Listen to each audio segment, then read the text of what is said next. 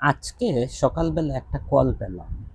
তো সেই কল দিয়ে একজন আমাকে শেয়ার করলেন যে উনি একজন ব্যক্তির থেকে মার্কেটিং সাপোর্ট নিয়ে থাকেন, কিন্তু গ্রো হচ্ছে না। তো কোন কোন জায়গায় সমস্যা আমি প্রত্যেকটা বিষয় শুনে আইডেন্টিফাই করলাম যে উনি বারবার কোন জায়গাগুলোতে প্রতারিত হচ্ছেন। জি, আমি ঠিক বলছি, উনি প্রতারিত হচ্ছেন। আমার কথা হলো যে আমি এই ভিডিওটা আজকে কেন তৈরি করছি।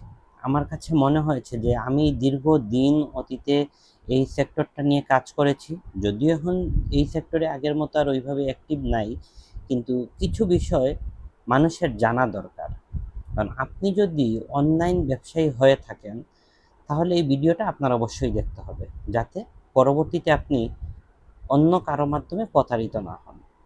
সর্বপ্রথম কথা হলো, ডিজিটাল মার্কেটিং সেক্টরে এখন প্রতারণার অংশ অনেকাংশে বেড়ে গেছে। এই সেক্টরে অনেক ধোঁকাবাজ লোকজন আছে। আসলে এরা কেমন, কি, কে ধোঁকা দিবে কে ধোঁকা দিবে না, এটা কিন্তু আসলে আমরা জানি না। কিন্তু কিছু কথা থেকে আপনি তা বুঝতে পারবেন যে কে প্রতারণা করতে পারে। আবার সেইটা বোঝার চাইতেও আপনার সবচাইতে বেশি যেইটা দরকার, আপনি অনলাইন বিজনেস করবেন, সো এই বিষয়ে আপনার সঠিক নলেজ থাকতে হবে।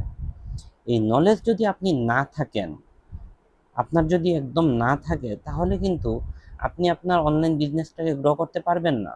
আপনার অনলাইন বিজনেসটা অন্য কেউ হ্যান্ডেল করবে, অন্য কারো দায়িত্বে থাকবে। মানে সে যদি আপনাকে সাপোর্ট না দেয়, তাহলে কিন্তু আপনি আর বিজনেসকে গ্রো করতে পারবেন না। এই জন্য আপনারও কিছু বিষয় হইলেও জানতে হবে।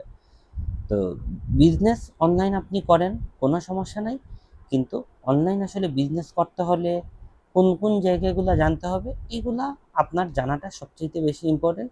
আমি এটা নিয়ে লম্বা একটা ভিডিও ইনশাল্লাহ খুব শীঘ্রই তৈরি করব।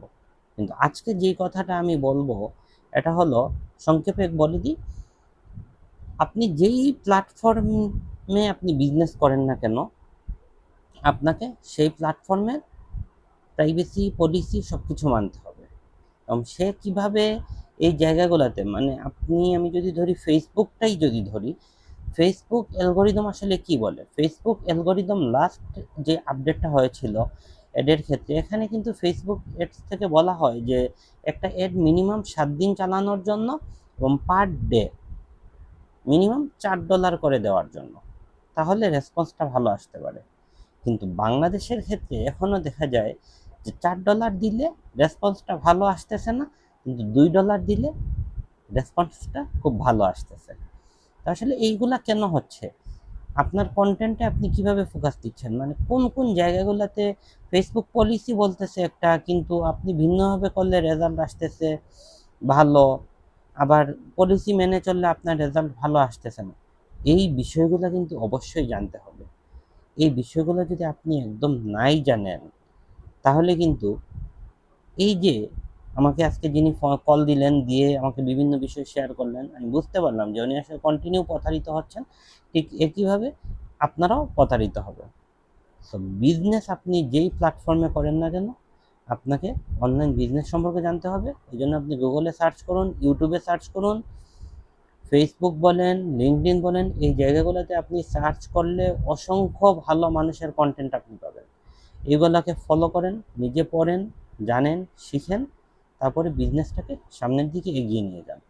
না হয় একটা সময় দেখবেন আপনার স্বপ্নের বিজনেসটা আপনার নিজের কারণেই ধ্বংস হয়ে যাবে। তো সময় থাকতে সাবধান হন। ধন্যবাদ।